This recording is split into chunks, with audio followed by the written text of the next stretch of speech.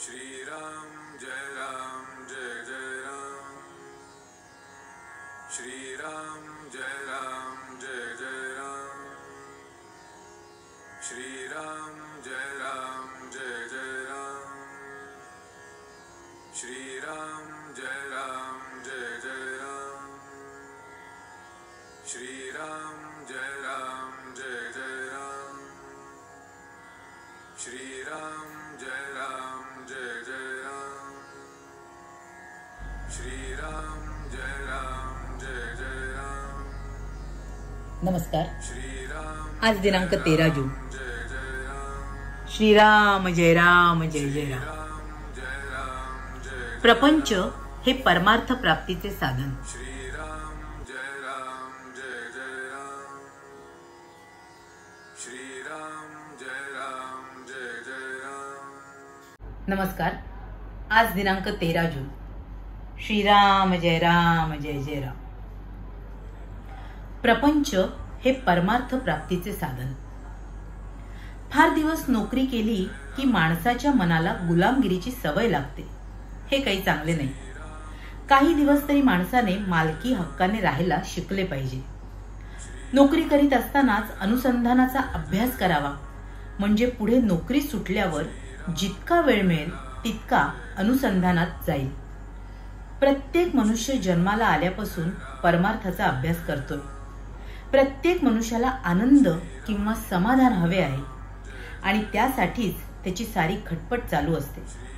खरोखर परमार्थाला दुसऱ्याची गरजच नाही, मग दुसरा कोणी आपला परमार्थ बिघडवेल कसा?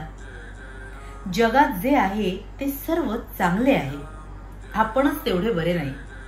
दरवाजे, खिडक्या हे जसे घराचे साधन आहे किंवा आपल्या गावी जाण्यासाठी आगगाडी हे जसे साधन आहे, त्याचप्रमाणे परमार्थ साधण्यासाठी किंवा परमात्म्याच्या प्राप्तीसाठी प्रपंच हे एक साधन आहे। नाहीतर नुसत्या प्रपंचामध्ये सुख नाही। प्रपंच हा इथून तिथपर्यंत सगळा सारखाच, गरीबाचा असो की अडाण्याचा असो, अधिकाऱ्याचा असो की कारकुनाचा असो, या देशातला असो की त्या देशातला असो। प्रपंचाचा धर्म जो उणेपणा, अपुरेपणा किंवा तात्पुरतेपणा तो कधीही बदललेला नाही। म्हणून जे आपल्यापाशी नाही ते ज्याच्यापाशी आहे त्याच्या प्रपंचाला पाहून आपण भुलून जाऊ नये। आहे त्यात समाधान ठेवावे। परमार्थात अधिकार कुणी कुणाला देऊन येत नसतो। आपला अधिकार आपल्या कृतीवरच अवलंबून असतो। परमार्थाची जाणीव जेवढी दुःखात होते तेवढी सुखात असताना होत नाही। ते सुख शेवटी दुःखातच लोटते। ज्या जाणीवेने आपण सर्व ज्ञान मिळवतो ती काय आहे हे जाणण्याचा कोणी प्रयत्नच करीत नाही। वैषयिक बुद्धी विकारांना सामील झाली म्हणजे ते प्रबळ होऊन घातक ठरतात। अशावेळी मनात येईल तसे वागण्याचे टाळले तर विकार दुबळे होतात। मी विकारवश होत असेन तर अखंड प्रेमयुक्त नामस्मरण करणे जरूर आहे। विकारांना वश न होता प्रारब्धाने आलेले विषय भोगावेत, म्हणजे त्यांचे काहीही चालणार नाही। थर्मामीटर ताप दाखवितो, घालवीत नाही। तद्वत शास्त्रे आपले चुकते कुठे ते दाखवितात, काय करावे ते दाखवितात, पण करणे आपल्याकडेच आहे। समर्थांना राम दिसला, आम्हाला का दिसू नये? तर आम्ही समर्थांप्रमाणे श्रद्धा ठेवून उपासना सतत आणि आदराने करीत नाही। म्हणून कसेही करा, पण मी रामाचा आहे ही भावना जागृत ठेवा।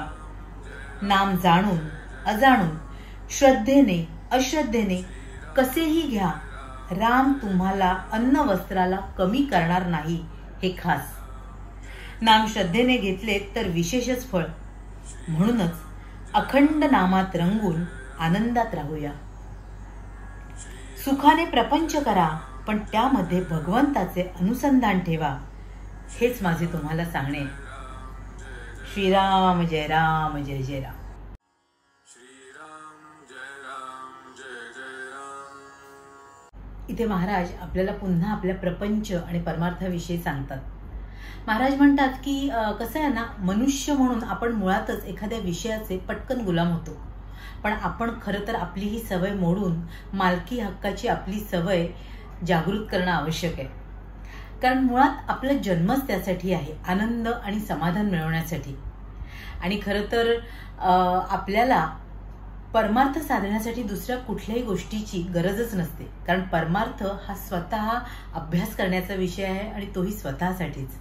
पण आपण तसं करतो का? तर नाही.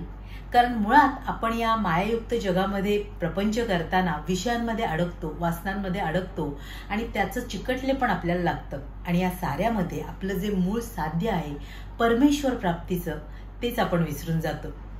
आणि यासाठी आपण सातत्याने परमेश्वराच्या अनुसंधानात राहणं खरं तर गरजेचं आहे.